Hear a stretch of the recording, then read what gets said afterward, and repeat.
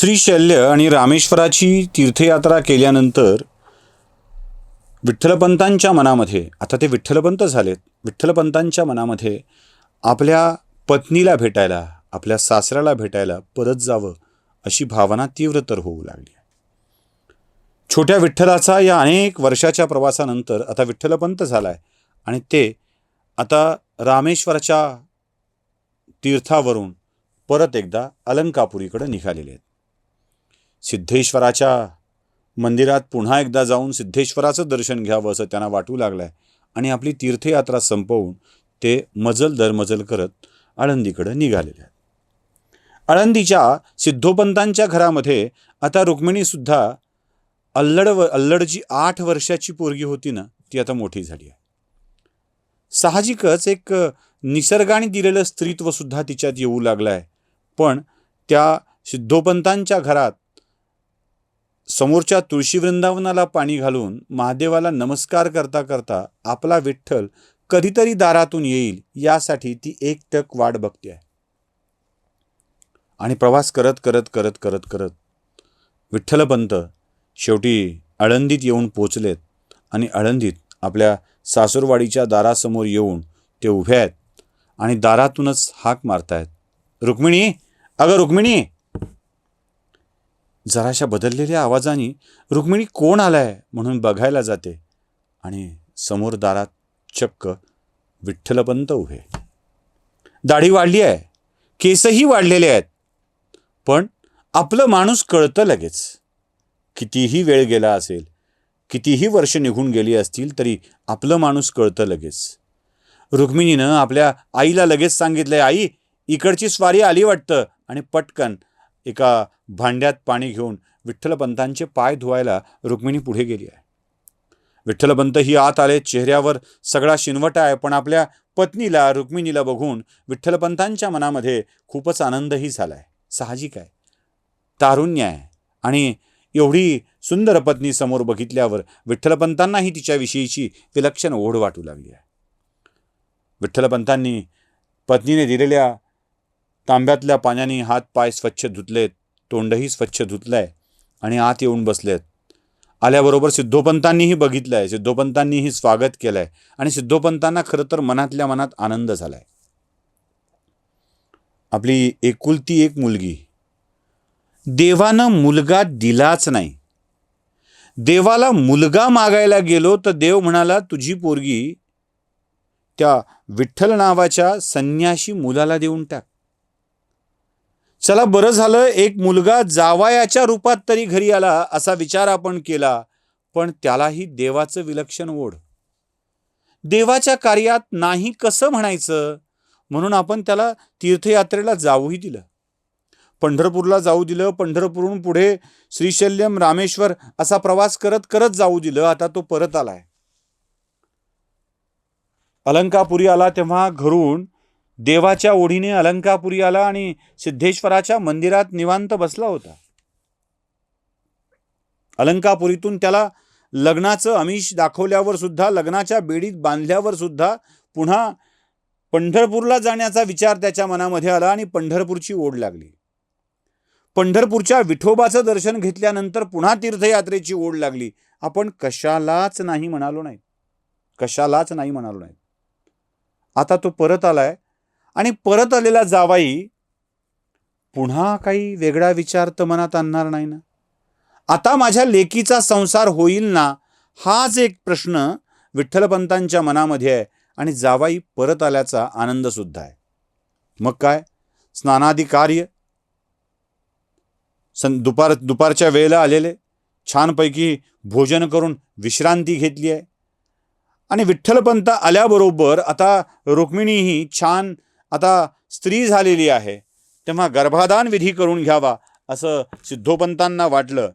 एकदा का गर्भाधान विधी झाला आणि दोघांच्या संसाराला सुरुवात झाली तर पत्नीचा मोह विठ्ठलपंतांना घराच्या बाहेर पुन्हा देवाची ओढ लागू देणार नाही असं वाटलंय. आणि मग त्या दिवशी गर्भाधान विधी पूर्ण झाला आणि गर्भाधान विधीच्या नंतर विठ्ठलपंत आणि रुक्मिणीचा संसार सुरू झाला, अगदी सुखाचा संसार. आळंदीत परतलेल्या विठ्ठलपंतांच्या नंतर रुक्मिणी सुद्धा सुखावली आहे. कारण तीही आपल्या पतीच्या मिलनासाठी आतुर झालेली होती. विठ्ठल रुक्मिणीचा संसार सुरू असताना विठ्ठलपंतांच्या मनामध्ये एक वेगळाच विचार येतोय. काय विचार? आपण गावातून ईश्वराच्या प्राप्तीसाठी बाहेर पडायचा निर्णय घेतला खरा, पण आपण या संसार चक्रामध्ये अडकून पडलो. देवानी आपल्याला इशारा दिलाही होता की अरे तू माझ्या यात्रेला निघालास आणि संसाराच्या सुखात अडकलास का? आपण ते सुद्धा करून आलो. पण इतक्या वर्षानंतर आपल्या गावी माता पिता कसे आहेत, त्यांची अवस्था काय असेल हे जाणून तर घ्यायला हवं ना. जावं का गावाकडं? त्या गावातून न सांगता निघालो, स्वीकारतील ना आपल्या आपल्या घरातली माणसं? आपल्याला स्वीकारतील, जायला तर पाहिजेच. का स्वीकारणार नाहीत? मायबाप आहेत ते स्वीकारतील हा विचार विठ्ठलपंतांच्या मनामध्ये आलाय. आणि विठ्ठलपंत पुन्हा एकदा सिद्धोपंतांना म्हणतायत तात. हा तात शब्द ऐकला ना की सिद्धोपंतांच्या मनामध्ये मात्र भयाचं वातावरण निर्माण होतं. कारण पिता समजून हा माणूस अशा काही मागण्या मागतो की नाहीही म्हणता येत नाही आणि पूर्ण करताना अवघडही होतं.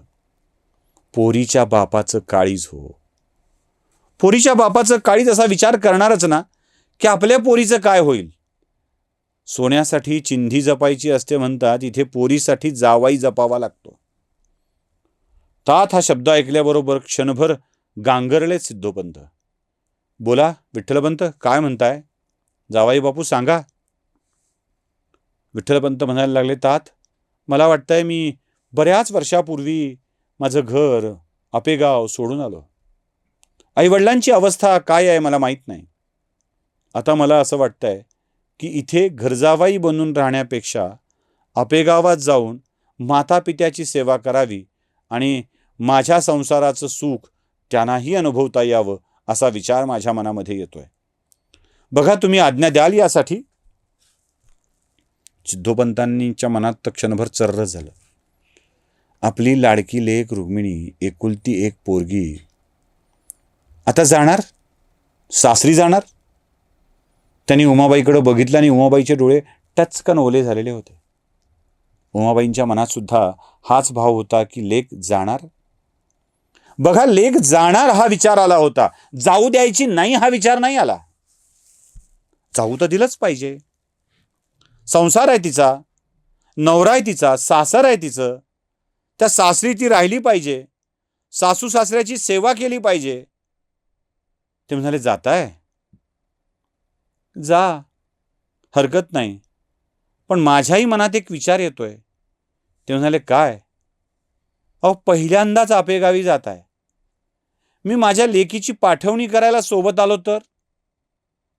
मीही तुमच्या घरी आलो बघितलं तर? मनात अजून एक विचार आहे. आपेगावच्या कुलकर्णीच्या मुलाला आपण पोरगी दिली आहे खरी, पण आपेगावात तिचं घर कसं आहे, ती कशी राहणार आहे याचा विचार करावा का? समृद्धी प्रचंड हो सिद्धोपंतांच्याकडं. किती चाकणसहित आळंदीसारख्या देहूसारख्या गावाचं कुलकर्णी पण, त्यामुळे समृद्धी प्रचंड. विठ्ठलपंतांनाही यात काही अडचण वाटत नव्हती की सासऱ्याने यावं बघावं. ते म्हणाले, उमाबाई येतील, सौही येईल, आपण चौघं मिळून जाऊयात. तुम्हाला आपेगावी मी सोडतो, मग पोरीची पाठवणी करून परत निघून येतो. ठीक आहे म्हणाले.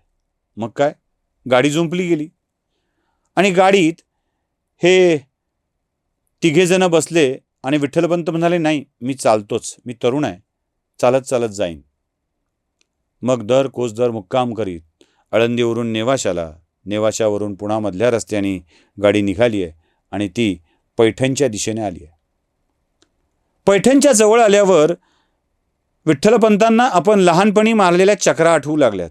पैठण आपेगाव, आपेगाव पैठण, गोदावरी स्नान, या सगळ्या चक्रा त्यांना आठवू लागल्यात. आता पैठण ते आपेगाव हा गोदाकाठचा पांडीचा रस्ता. आताच्यासारखी मुख्यमंत्री ग्रामसडक योजना किंवा पंतप्रधान ग्रामसडक योजना तेव्हा झालेलीच नव्हती.